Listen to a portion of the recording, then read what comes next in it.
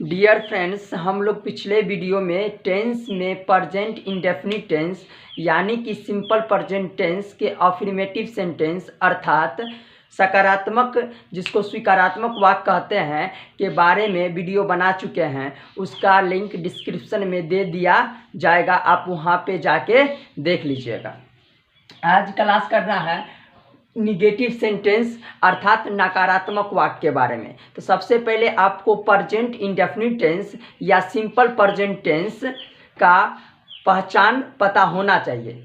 तो अभी समझ लीजिए, जिस हिंदी वाक्य के अंत में या साथ में ता है, ती है, ते है इत्यादि रहता है तो उसे सिंपल प्रेजेंट टेंस या प्रेजेंट इंडेफिनिट टेंस का वाक्य कहा जाता है। उसका रूल होता है अफर्मेटिव सेंटेंस में सब्जेक्ट प्लस V1 या V5 प्लस ऑब्जेक्ट। लेकिन यहाँ पे हम लोग निगेटिव सेंटेंस अर्थात नकारात्मक वाक्य के बारे में पढ़ेंगे। तो इसका स्ट्रक्चर हो जाएगा सब्जेक्ट प्लस डू या does plus not plus V1 plus object. ख्याल रहे कि अफर्मेटिव सेंटेंस में V1 या V5 दोनों होता था, लेकिन यहाँ पे सिर्फ V1 का यूज होगा क्योंकि V5 जो होता है वो वर्ब का फर्स्ट रूप में एस या ई एस जुड़ के बनता है, अर्थात V1 प्लूरल फॉर्म में होता है और V5 हमेशा सिंगुलर फॉर्म में होता है।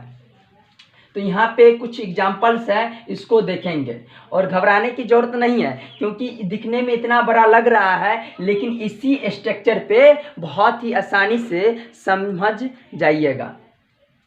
मैं अपने कमरे में बैठकर पत्र नहीं लिखता हूँ। कहने का मतलब ये है कि पहले तो इसमें देखना है कि यहाँ पे ता हूँ तो समझ जाएंगे कि यह जो वाक्य है प्रेजेंट इंडेफिनिट टेंस या सिंपल प्रेजेंट टेंस का वाक्य है। और दूसरी बात यहाँ पे नहीं है, कहने का मतलब ये निगेटिव सेंटेंस है। तो इसका जो स्ट्रक्चर स्टार्ट होता है सब्जेक्ट प्लस, तो सब्जेक्ट पहले हो जाएगा मैं और मैं का इंग्लिश हो जाता है आई, और आई के साथ डू या डज का यूज होना चाहिए। तो मतलब यहाँ पे फर्स्ट पर्सन के साथ हमेशा डू का यूज होता है, आई डू। उसके बाद नॉट आ जाएगा और उसके बाद V1 आ जाएगा। तो देखेंगे यहाँ पे काम क्या हो रहा है, यहाँ पे लिखने का काम हो रहा है, यहाँ पे हो जाएगा राइट। उसके बाद देखेंगे ऑब्जेक्ट, यहाँ पे राइट। कमरे में बैठकर पत्र मतलब पत्र लिखने का काम हो रहा है, तो राइट। पत्र को गिन सकते हैं और एक बार में एक ही पत्र लिखेंगे, इसलिए यहाँ पे ए का यूज होगा, राइट अ लेटर। और कमरे में बैठकर इसका हो जाएगा इन, और बैठकर इन सीट। उसके बाद अपने कमरे की बात किया जा रहा है तो अपने का माय होता है, माय और रूम। एक बार और देख लेंगे, मैं अपने कमरे में बैठकर पत्र नहीं लिखता हूँ, I do not write a letter. Seat पहले हो जाएगा, उसके बाद में तो इन यहाँ पे हो जाएगा in my room. Clear. Next example देखेंगे, वह फोन पर मुझसे बात नहीं करती है। तो यहाँ पे भी वही चीज देखेंगे कि अंतिम में ती है, और दूसरी बात यहाँ पे निगेटिव वर्ड है तो इसका स्ट्रक्चर हो जाता है सब्जेक्ट प्लस से। तो यहाँ पे सब्जेक्ट वह है, और यहाँ पे पूरे सेंटेंस पढ़ने के बाद पता चलता है कि यह स्त्री जाति के लिए है, तो स्त्री के लिए हमेशा सी का यूज करते हैं, तो सी। उसके बाद हो जाएगा सी सिंगुलर नंबर में है और डज भी सिंगुलर नंबर में होता है, तो यहाँ पे डज हो जाएगा। और सी के साथ हमेशा डज का ही यूज करेंगे, सी डज नॉट। उसके बाद V1 मतलब काम क्या होता है, बात करने का। यहाँ पे हो जाएगा टॉक, और फोन पर मुझसे बात कर रही है ना, तो मुझसे, तो यहाँ पे प्रीपोजिशन का भी यूज होगा, मुझसे टॉक टू मी हो जाएगा। क्लियर। एक बार फिर से देख लेंगे, वह फोन पर मुझसे बात नहीं करती है, she does not talk to me. Clear. Third example है वे मैदान में बैठकर अखबार नहीं पढ़ते हैं। वही बात है, यहाँ लास्ट में ते है, तो ते है तो समझ जाएंगे कि प्रेजेंट इंडेफिनिट टेंस में है, अर्थात सिंपल प्रेजेंट टेंस में है। तो यहाँ पे निगेटिव वर्ड भी है तो समझ जाएंगे कि नकारात्मक वाक्य है। और सब्जेक्ट वे है तो वे का हो जाएगा दे। और ध्यान रखेंगे हमेशा कि वे जो होता है वह सिंगुलर नंबर में होता है। अगर वे लोग होता तो यहाँ प्लूरल हो जाता। तो ये छोटी छोटी बातों को ध्यान से समझते हुए बढ़ेंगे। तो दे के साथ यहाँ पे सिंगुलर होता है, डज होता है। दे डज नॉट। पढ़ना, यहाँ पे पढ़ने का काम हो रहा है तो पढ़ने का काम मतलब रीड हो जाएगा। और क्या पढ़ने का काम हो रहा है? अखबार, तो रीड न्यूज़पेपर।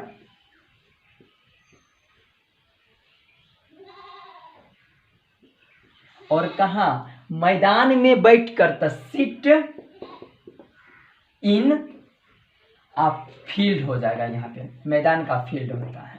एक बार और देख लेंगे, वे मैदान में बैठकर अखबार नहीं पढ़ते हैं। दे does not read newspaper, sit in field.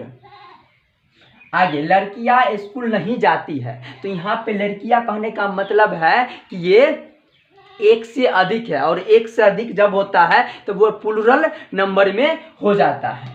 तो यहाँ पे जाती है, तो जाती है तो पहले तो बात इस प्रेजेंट इंडेफिनिट टेंस अर्थात सिंपल प्रेजेंट टेंस हो जाएगा। दूसरी बात नहीं, ठीक है। और यहाँ स्पष्ट लड़कियां कह रहा है तो यहाँ पे लड़कियां ही सब्जेक्ट हो जाएगा। तो यहाँ पे पूरी जाति का बोध कराने के लिए द का यूज करेंगे। जब आर्टिकल पढ़ाते हैं तो उसमें द का यूज पढ़ाया जाता है पूरी जाति का बोध कराने के लिए। अगर आपको आर्टिकल का स्पेशल वीडियो चाहिए तो आप कमेंट बॉक्स में कमेंट कीजिएगा और जल्द से जल्द बनाने का कोशिश किया जाएगा।